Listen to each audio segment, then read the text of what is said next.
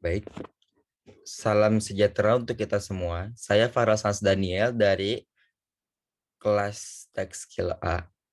Di sini saya akan mengerjakan cara pengerjaan Cronbase yang data-datanya didapatkan sendiri dari hasil kuesioner yang dikerjakan oleh kelompok saya. Pertama-tama, saya ingin menjelaskan di kolom B1 sampai K1 ini adalah soal kuesionernya. Ada 10 soal kuesioner. Tapi kita singkat menjadi angka 1 sampai 10. Lalu ini adalah orang-orang yang mengerjakan kuesionernya ada 20. Jadi kita namakan siswa 1 sampai 20. Dan yang di tengah-tengah dari B2 sampai 21 ini semuanya. Ini adalah hasil dari jawaban-jawaban yang mengerjakan kuesioner. Baik, langkah pertama untuk mengerjakan Cronbase ini adalah kita harus menghitung total. Total tuh di bagian sini. Rumus untuk menghitung total dari data-data yang sudah ada adalah sama dengan sum buka kurung B2 tarik aja sampai ke K2 lalu di enter. Nah, ini hasilnya. Nah, kenapa kita menggunakan rumus? Kalau kita menghitung secara sendiri, secara manual, itu akan memakan waktu lama seperti 3 ditambah 3 ditambah 3 ditambah 3 ditambah 2 gitu. Makanya kita menggunakan rumus sum. Jadi hasil dari B2 sampai K2 ini ditambah semuanya. Lalu untuk siswa 2 sampai selanjutnya, kita tidak perlu menuliskan rumus lagi. Kita hanya dengan cara mengklik yang siswa pertama tadi, lalu klik kursornya ke arah kanan bawah sampai tanda plusnya menjadi warna hitam seperti ini. Lalu diseret sampai ke siswa 20. Nah, semuanya sudah tertulis oleh rumusnya dan hasilnya. Lalu yang kedua, mencari varians.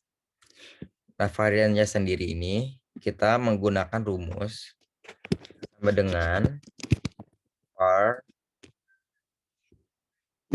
titik P buka kurung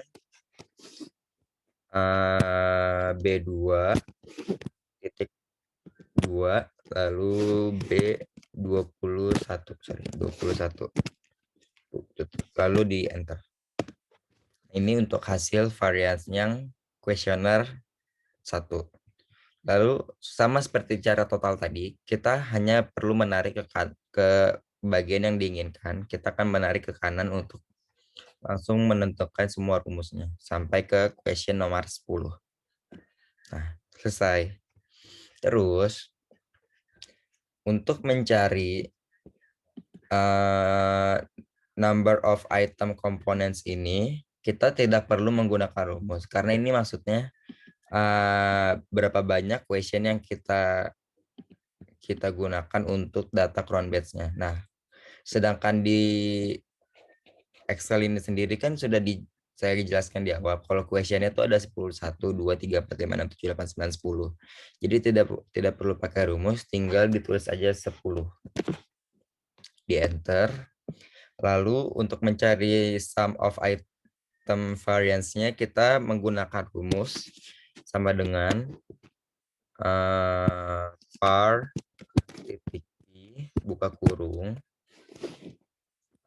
B2 titik 2 K K22 lalu tutup kurung. Yes, dan ini hasil sum of item of variance-nya. Untuk mencari variances of the total score, kita menggunakan rumus